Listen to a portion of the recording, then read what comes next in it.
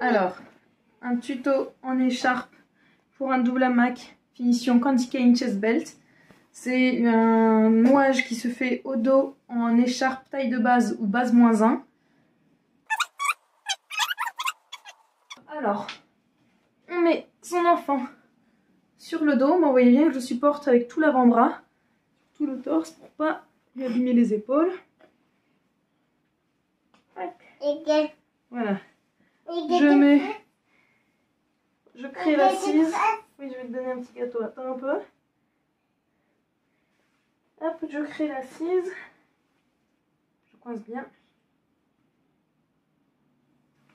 Moi, c'est bien ça, ma petite. J'avais bien ma petite. Moi, j'avais bien petite. Avec les couleurs.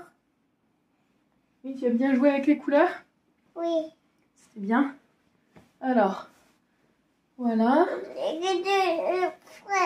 Voilà. Alors là, j'ai installé mon enfant sur le dos. Tiens, un petit gâteau à la fraise. Hop. J'ai installé mon enfant sur le dos. J'ai créé l'assise. Voilà, assez profonde. Donc c'est un double hamac, donc je vais ajuster légèrement sa hauteur. Voilà, qu'il soit à la bonne hauteur pour pas que ça fasse un gros décalage. Je vais créer ma bande passante. Pour ça, je tends et en fait je vais passer ce bras sous le pan. Et pour pas que ça fasse de... Je vais vraiment le rentrer, voilà, comme ça. Pour pas que ça fasse un gros décalage. Donc avec ce pan, je vais créer la bande passante. Alors pour ce nouage, on part centré sur le middle marker. Voilà, hop. Maman. Donc je vais tenir l'ourlet supérieur et faire la bande passante. Voilà, je passe comme ça, hop. Voilà, avec l'ourlet inférieur, regardez.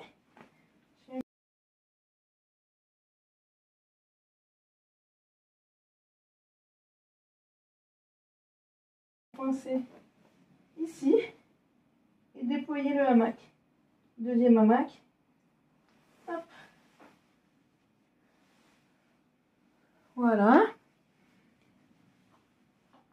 Voilà, alors pour la bande passante, maintenant je viens la tramer. Oui, tu fais un câlin, c'est gentil.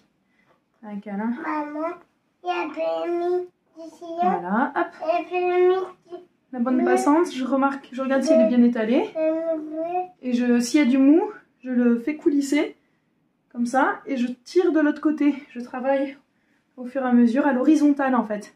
Que si je tire comme ça va moins bien s'étaler. Donc voilà, par exemple là, j'ai un peu de mou ici. Je l'amène. Hop. Voilà, donc je remonte ce pan sur mon épaule. Donc le deuxième hamac. Voilà. Hop. Là, je vérifie que mon deuxième hamac il soit bien soutenant. Voilà, de partout. Je regarde que tout le surplus de tissu soit bien sous les fesses de mon bébé. Et que ça arrive bien, voilà, du creux d'un genou à l'autre. Une fois que j'ai mon double hamac, donc j'ai un pan court et un pan long. Avec le pan long, je le passe en corde au creux des genoux de mon enfant. Oui, on fait câlin, mon bébé. Câlin avec maman. Je le passe au creux des deux genoux de mon enfant, comme ça. Et c'est là que je vais faire la finition Candy Cane. C'est un nouage qui est vraiment assez simple. Pour moi, c'est encore plus simple que le double hamac classique, dans le sens où on n'a pas besoin de décentrer le middle marker, le marqueur du milieu. Donc voilà.